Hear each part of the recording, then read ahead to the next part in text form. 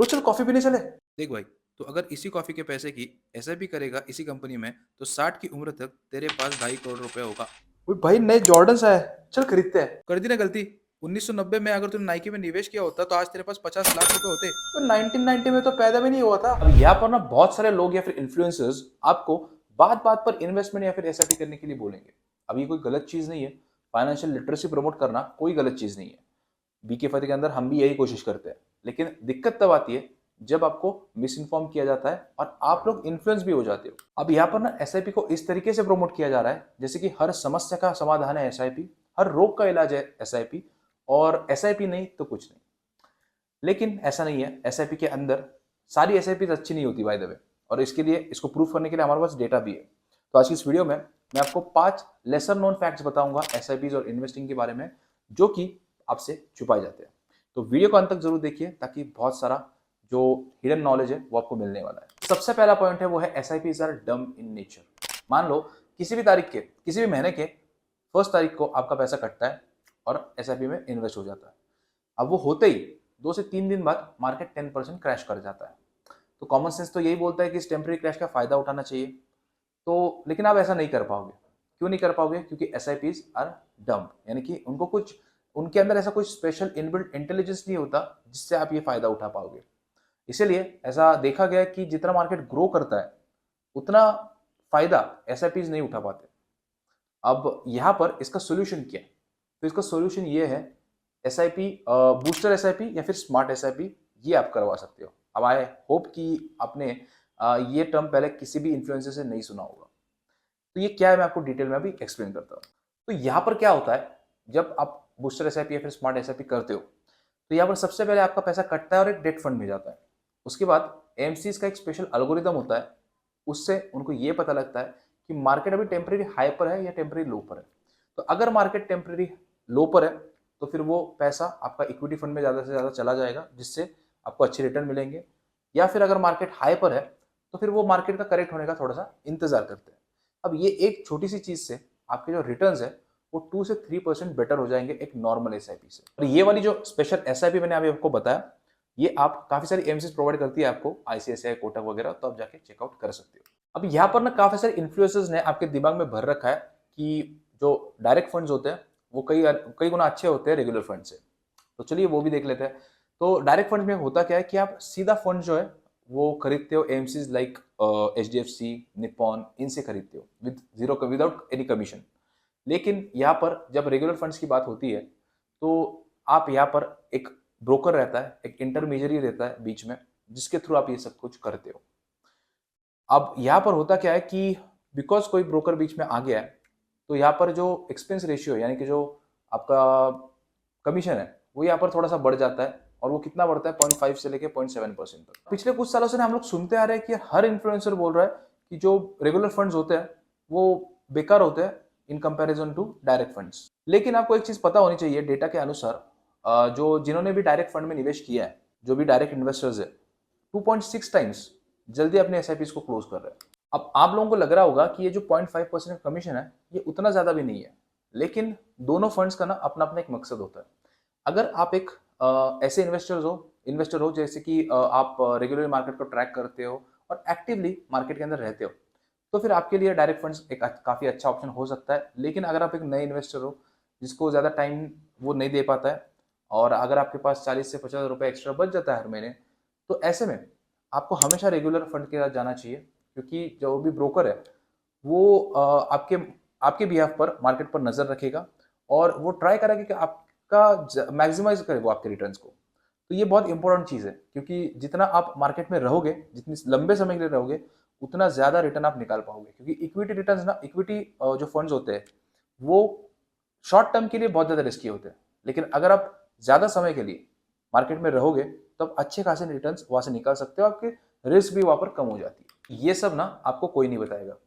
अब ऑनेस्टली मैंने जो अपनी इन्वेस्टिंग शुरू करी थी वो 12 साल पहले करी थी। उसके बाद मैंने थोड़ा बहुत कंटेंट बनाना शुरू किया, थोड़ा बहुत ज्ञान आने लगा। फिर पता लगा कि यार कितना बेवकूफ़ हूँ मैंने रेगुलर फंड्स के थ्रू मतलब निवेश किया। और मतलब तब मैंने शुरू किया था किसी एडवाइज़र की वजह से ही। और उसके बाद मुझे लगा कि यार मैंने रेगुलर फंड्स मुझे नहीं चूज़ करने चाहिए थे। लेकिन बाद में जब मैं कंटेंट बनाने लगा थोड़ा बहुत और मुझे नॉलेज आया, तो मुझे पता लगा कि यार नहीं, अच्छा किया मैंने इन्वेस्ट करके, क्योंकि उस इंसान की वजह से मैंने इन्वेस्ट करना शुरू किया 5 से 6 साल पहले। तो 5 से 6 साल में जो वो कंपाउंडिंग थी, वो मैंने मिस नहीं करी, क्योंकि वहाँ पर मैजिक होता है, कंपाउंडिंग में मैजिक होता है। तो वो मैंने मिस नहीं करा।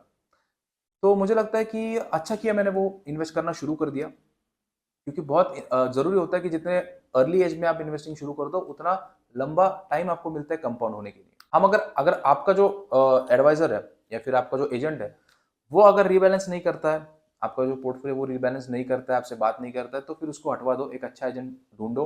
और अगर आपके पास कम टाइम और एनर्जी है, तो एक अच्छा एजेंट ढूँढ के उसके द्वारा आप इन्वेस्टिंग स्टार्ट करिए, बहुत ज़्यादा आपको फ़ायदा मिलेगा। और उन इन्फ्लुएंसर्स की कभी मत सुनिए जो कि आपको बोलते रहते हैं कि रेगुलर फंड्स में कुछ नहीं रखा है, वो तो बेकार होते हैं, डायरेक्ट फंड्स आपको चुनने चाहिए। ऐसा कुछ नहीं होता है। हर बंदे को सेम कपड़े नहीं आते, हर एक की नीड अलग है, हर एक की साइज़ अलग है। तो मुझे लगता है कि हर फंड का एक अपना अपना ऑब्जेक्टिव होता है, और हर एक की नीड भी अलग है हर एक इंसान की। तो आपको जो सूट करता है आप उस हिसाब से जा सकते हो। तीसरा पॉइंट ये आता है कि आपकी एस कुछ नहीं कर पाएंगी अगर आपने गलत फंड्स उठा लिए। अब पिछले 15 साल का डेटा अगर मैं आपको दिखाऊं, तो these are the worst performing funds. अब मैं आपको बेस्ट परफॉर्मिंग फंड्स दिखाऊंगा पिछले 15 साल के। अब यहाँ पर अब ना एक चीज को ऑब्जर्व करना कि हर कोई आपको एसआईपी करने के लिए बोलता है, लेकिन आपको एसआईपी मतलब किस फंड में करनी चाहिए, कैसे फंड्स को चूज करना चाहिए, ये कोई नहीं बताता। तो यहाँ पर कई सारे लोग ऐसे भी है कि जो आपको पास्ट परफॉर्मेंस को देख के आगे फंड्स रेकमेंड करेंगे, लेकिन बहुत ज्यादा चांसेस है कि अब तक जो फंड्स अच्छे परफॉर्म कर रहे थे, वो आगे आने वाले समय में अच्छा परफॉर्म ना करें। तो ऐसा भी होता है। इसीलिए फंड में निवेश करने से पहले आपको जो सारे डेटा पॉइंट्स होते हैं, जैसे कि alpha, beta, standard deviation, growth, market capture ratio, ये सब चीजें आपको एनालाइज करनी पड़ती है। अब ये मान के चलते हैं कि इन सारे पैरामीटर से आपने अच्छे फंड्स भी चूज कर लिए, एसआईपी को भी स्मार्ट बना दिया, लेकिन फिर भी चांसेस है कि आप 15 से 20 साल बाद भी अमीर ना बन पाओ। क्यों? क्योंकि आपने इन्फ्लेशन को अकाउंट में लिया ही नहीं था। तो हमारा अगला पॉइंट यही होने वाला है, इन्फ्लेशन। अब आपने काफी सारे इन्फ्लुएंसर्स सुना होगा कि अगर आप 15,000 रुपए की एसआईपी करते हो 20 सालों के लिए, तो 12% के हिसाब से आपको 20 साल बाद मिलेंगे 1.5 करोड़ रुपए। और आप भी खुश हो जाते हो कि 1.5 करोड़ रुपए मिलेगा, लेकिन वो 1.5 करोड़ आज के हिसाब से मिलने वाला है। अब अगर आपको यहाँ पर अगर आप इन्फ्लेशन को कैलकुलेट करो, तो 20 साल बाद चलिए देखते हैं कि वो 1.5 करोड़ रुपए कितना बचता है। तो अगर हम लोग सिर्फ 6% के इन्फ्लेशन को रेट को भी पकड़ के चले, तो वो 1.5 करोड़ रुपए 46 लाख रुपए बच जाता है आज की तारीख के अनुसार। अगर मैं यहाँ पर इन्फ्लेशन को 7% पकड़ लूँ, तो वो सिर्फ 38 लाख रुपीज बच जाता है। तो आप ही बताओ कि आज के अनुसार क्या 40 से 45 लाख सफिशियंट है? नहीं ना। तो ऐसे में इसको भी आप सॉल्व कर सकते हो by doing step up SIP, यानी कि शुरुआत आप 15,000 से ही करो, लेकिन धीरे धीरे उसको बढ़ाते चले जाओ। हर साल उसको 8 to 10% से बढ़ाओ। इससे होगा क्या कि जो आपका 1.5 करोड़ रुपए बनने वाला था, वो सीधा 2.4 करोड़ रुपए बन जाएगा। यहीं पर अगर आप 10% से स्टेप अप करते हो अपने एसआईपी को, तो वो 2.8 करोड़ बन जाएगा, which is sufficient after 20 years.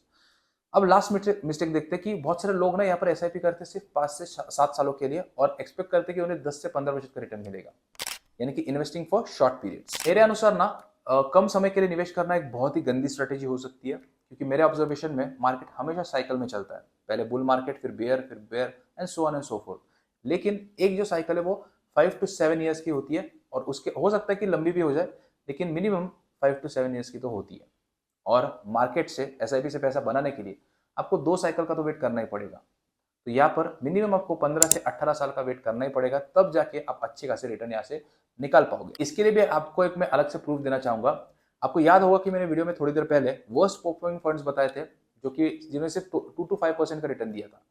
लेकिन अगर उनको भी हम लोग 20 साल के डेटा के अनुसार उठा के देखें, तो उन वर्स्ट परफॉर्मिंग फंड्स ने भी 9 to 10% का एवरेज रिटर्न दिया है। तो कभी भी एसआईपी में ये सोच के मत निवेश करना कि मैं 5 से 7 साल निवेश करूंगा, उसके बाद मैं एसआईपी को बंद कर दूंगा।